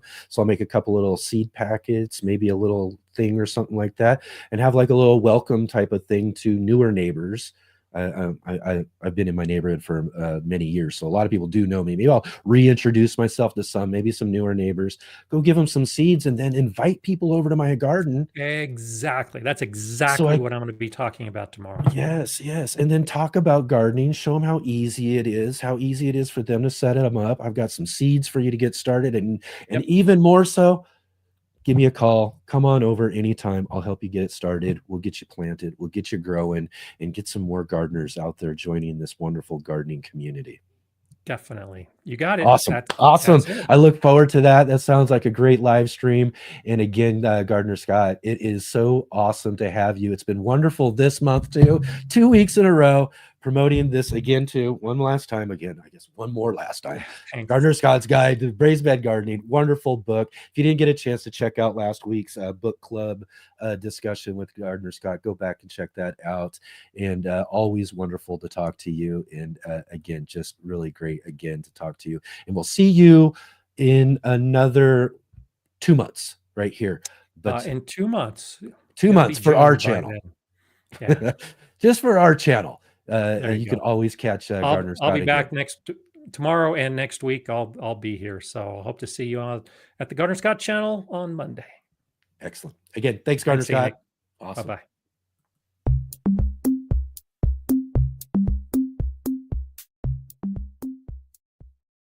Let's Get Growing is sponsored by IV Organic. Hi, my name is Charles Malky, biologist and plant expert with IV Organics, where we grow cool plants and author Saving the World with the Home Garden. IV Organic 3-in-1 Plant Guard has 7 natural oils that protect your plants, not just from the summer heat as well as winter cold, but also protects your plants from damaging insects and rodents. The oils in the product include castor, cinnamon, clove, garlic, peppermint, rosemary, and spearmint. These oils are natural insect and rodent repellent oils. which are encapsulated by the base powder, offering your plants months of protection at a time. One application per year will suffice for protection against damaging summer sunburn and winter sun scald, but if the target is pests, application as much as 2 to 3 times a year may be necessary.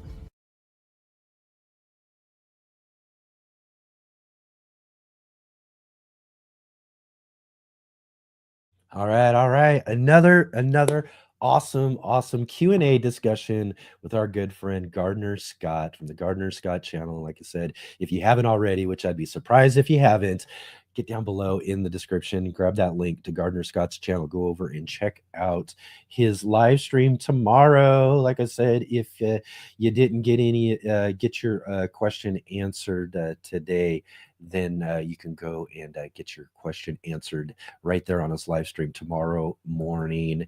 And it's always great to talk to Gardner Scott, but even better is to see all of you bringing all of your amazing, awesome gardening questions. And like I said, I try to make sure I've got a good list of like questions that I can ask and all of that too. And I don't get to hardly anything that I want to talk with him about anymore, because you guys have so many awesome questions to ask him, and that just really helps out and really is what we're all about here. This is what we're really doing here on the Let's Get Growing show, is getting to hang out with each other and have a conversation about gardening with each other.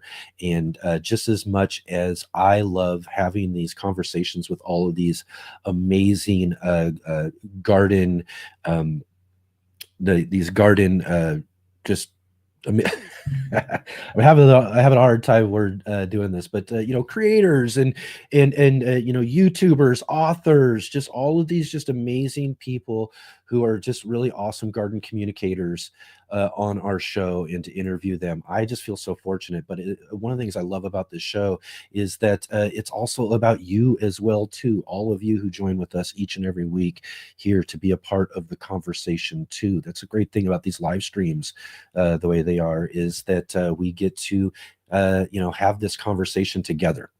And that's what is really awesome about these Q&As with Gardner Scott, is that we get to all interview and ask questions of Gardner Scott, and get to learn just a little bit more about how to better take care of our gardens, or deal with certain different issues that we might have in our gardens that we're dealing with. So again, I always and for years have gotten gardening advice from Gardner Scott. He's just a plethora of knowledge, and we are just so fortunate to have him here with us every second Sunday of the month, except for next Sunday. But again, like I said, we had him 2 weeks in a row this month to make up for that, and then we'll see him.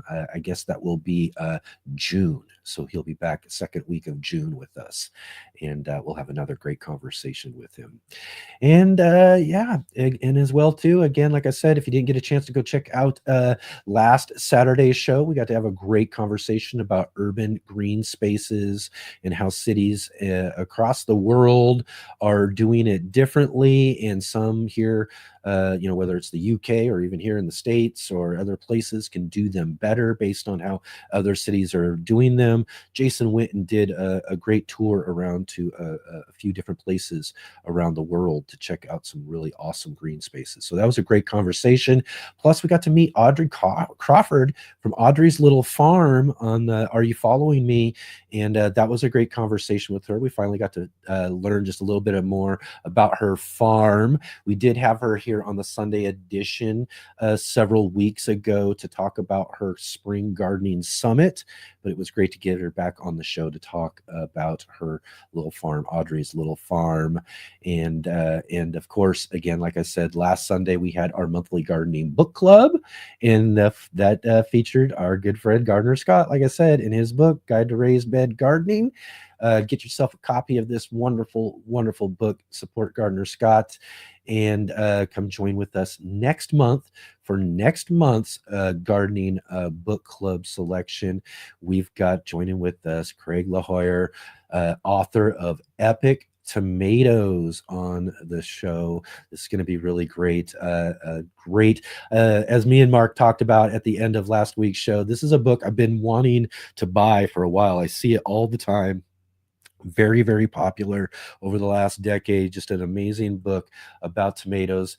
But now I actually have the book. I have a copy now to finally get to read it, because we're going to have Craig live on the show with us for our book club for this next month. So that's going to be a great conversation for May. So be sure to join with us for that. And again, too, lots and lots of things going on. Earth Day recently, gardening month for April. And this next week is also Arbor Day, too, coming up Friday, April 25th here. And we're going to kind of try to do a little, and we hope this works out. This is another one of those ones where I hope everything works out. But we don't have everything quite confirmed, but I'm going to go ahead and let you know. We're going to do kind of a weekend on trees this next weekend. And we're going to have Jules Acton. She's author of the book Oak Lore. We're going to have her join with us next Saturday for the show, author of Oak Lore, Adventures in a World of Extraordinary Trees. And then, of course, we'll get us a good guest to join with her as well for Are You Following Me? And then for the Sunday show, we'll have a little round table like we did last year for our tree weekend, and talk all about tree care with our sponsor, Ivy Organic. Charles from Ivy Organic join us with Tom Spellman, and hopefully Cameron from the Busy Gardener as well too. Again, we're trying to make sure we get all that stuff lined up. We'll hopefully have that all together for a great roundtable discussion on next Sunday's show. So again, we've got great things growing on here as we keep growing along this season here on the Let's Get Growing show, every Saturday and Sunday at 11 a.m. Pacific Standard Time, 2 p.m. Eastern. And definitely before we head out, everybody click that like button, hit the thumbs up, as well as the subscribe, hit the bell notification to be notified of all of our upcoming videos and live streams. Share with all of your friends. Let them know about all these great conversations with all of these wonderful garden communicators from all around the world right here on the Let's Get Growing show. And follow all of the links down below in the description to our guests, our contributors, and all of our other social media. It was great to hang out with all of you here today. Sorry I missed you yesterday, but I'll see all of you this next Saturday on our next show. So I'll see all of you then.